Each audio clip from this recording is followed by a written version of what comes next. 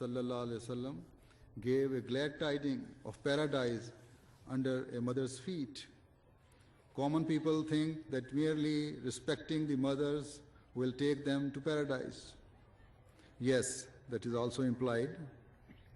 But in a wider sense, it means that a mother can lead her children to paradise and she can also lead them to hell.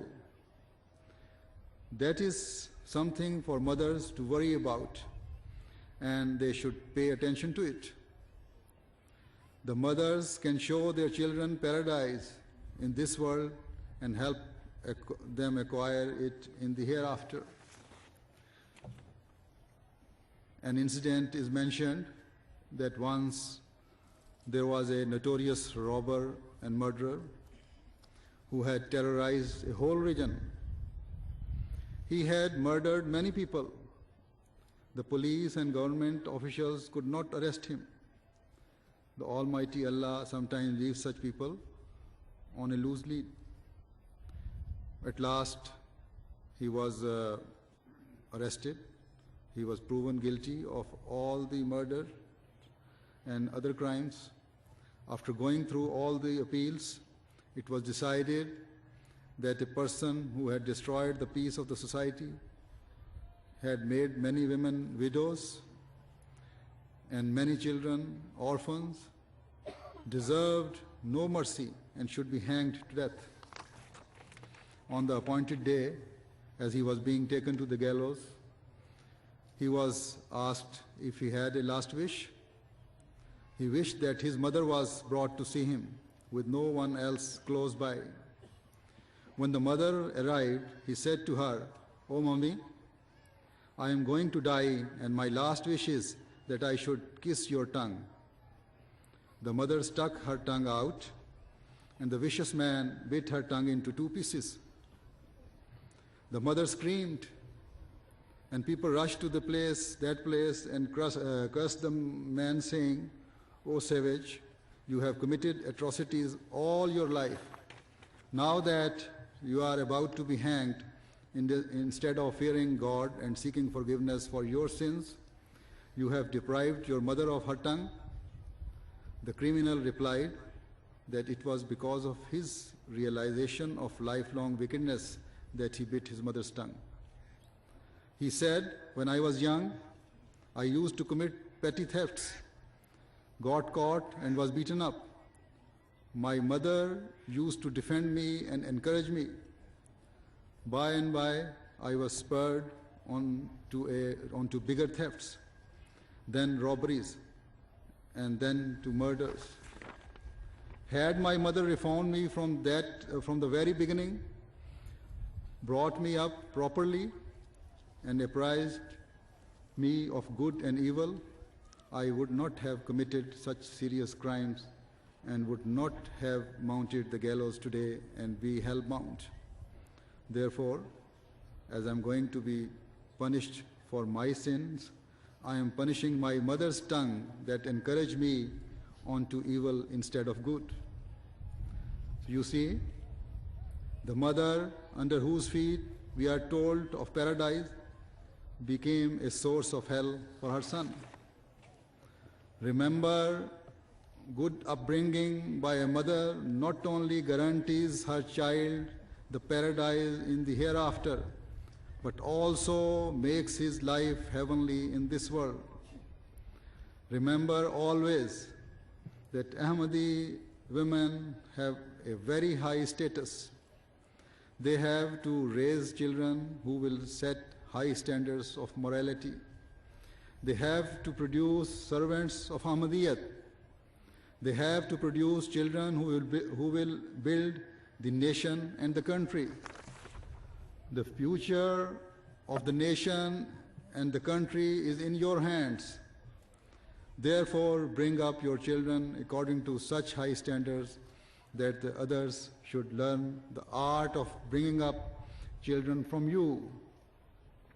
Create this realization in the hearts of the children right from the very childhood that they have a God and that they are obliged to be grateful to Him. That can only be achieved when they worship Him and implant virtuousness in their hearts, in their children's hearts. This kind of upbringing will take place only when you will realize your responsibilities with a passion. Therefore, rise up with a new zeal. Purify yourselves to guard your children and to guard your country. As I mentioned on the first day, Africa appears to have a bright future. Advance rapidly towards this brightness. That future will only be achieved when the men and the women, the young and the old, will light up the lamps of goodness in themselves. I repeat, it is time for Africa to show the world that they have the competence to stand neck and neck with the developed countries of the world. In this age of selfishness, the way people are killing each other, forgetting their Creator, and heading towards disaster, it is not unlikely that this world, which you call developed today, may be reduced to rubbles tomorrow. May Allah have mercy on mankind and give everyone the ability to understand one's responsibility. It is only one constantly devoted to the one and omnipotent God who can save mankind today. Remember, this important point and produce such revolutionary change in yourselves that will bring you closer to God. Breathe such spirit into your children that they establish a relationship greater than ever before with God that will make you the guide and leader of the world. I hope that just as the Ghanaian Ahmadis have always expressed love for Khilafat and have not only promised but also exhibited sincerity, loyalty, and fidelity and made sacrifices for it, may they try their utmost to act upon my words. As always, may they determine new ways of expressing their love for Khilafat today. Khilafat centenary should not only result in mere oral slogans, but may it bring about a real revolutionary change within you. Ameen. May Allah enable me to love you more than ever before. May Allah keep you under His mercy and grace. May He always protect you. May He make you the most loyal citizens of your country. May He enable you to enhance the fame and glory of Ghana always. May Allah also enable the leaders of this country to fulfill the people's trust committed to them.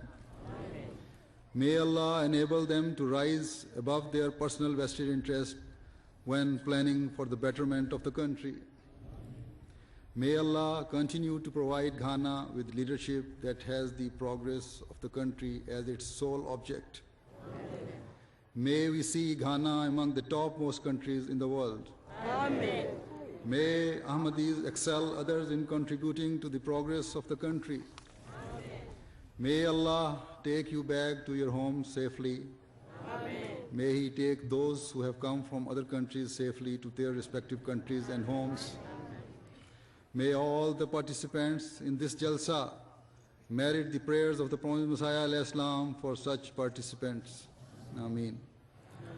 I thank all the guests who, though are not members of the Jamaat, attended our programs and observed and listened with interest that certainly shows their good nature and high morals.